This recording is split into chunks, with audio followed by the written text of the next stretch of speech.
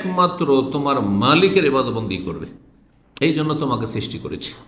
সূরা যারিয়াত আয়াত 56 আল্লাহ ইরশাদ করেছেন, ওমা খালাকতুল জিন্না ওয়াল ইনসা ইল্লা লিয়াবুদুন, আমি জিন এবং মানুষকে একমাত্র সৃষ্টি করেছি তাগিদের সাথে।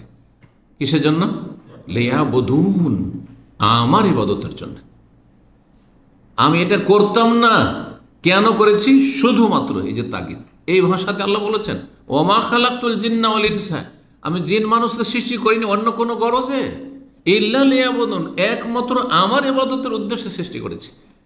তাহলে আপনি যদি আপনার সৃষ্টির রহস্য না জানেন, কেন আল্লাহ সৃষ্টি করেছেন, আমাকে কেন আল্লাহ পৃথিবীতে পাঠিয়েছেন, এই কথা উত্তর যার কাছে নেই, অথবা এর উত্তর সম্পর্কে যেই ব্যক্তি চিন্তাশীল না, কখনো চিন্তা করে না, এসছে ধীরে ধীরে বড় হইল, আর বড় হওয়ার পরে যখন স্বাবলম্বী হইল, এখন নিজেই হাতে পায়ে দাঁড়াতে পারলো, আর তখন বাপ মা থেকে স্বাধীন হয়ে গেল, আর খরচ নেওয়া লাগে না, আর আয় উপার্জন করছে, খাচ্ছে যাচ্ছে, হ্যাঁ, লোডিং আনলোডিং করছে, আর তারপর এক সময় আসলো যে মরণের সম্মুখে মরে গেল, ব্যাস শেষ হয়ে গেল, দুনিয়ার সমাপ্তি, এক্সপায়ার হয়ে গেল। এটা পশুর জীবন, এটা মানুষের জীবন না। এই জন্য মানুষকে আল্লাহ সৃষ্টি করেননি, মানুষকে আল্লাহ সৃষ্টি করেছেন লিয়াবুদুন, আল্লাহর ইবাদতের জন্য।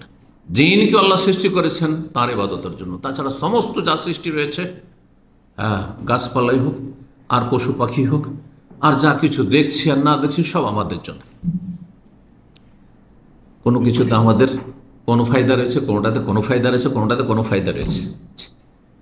আর অনেক সময় অনেক সৃষ্টির রহস্য জানি না, ফায়দা জানি না, এইটা আবার আমাদের কি কাজে আসবে, কিন্তু আমাদের জন্য আল্লাহ সৃষ্টি করেছেন।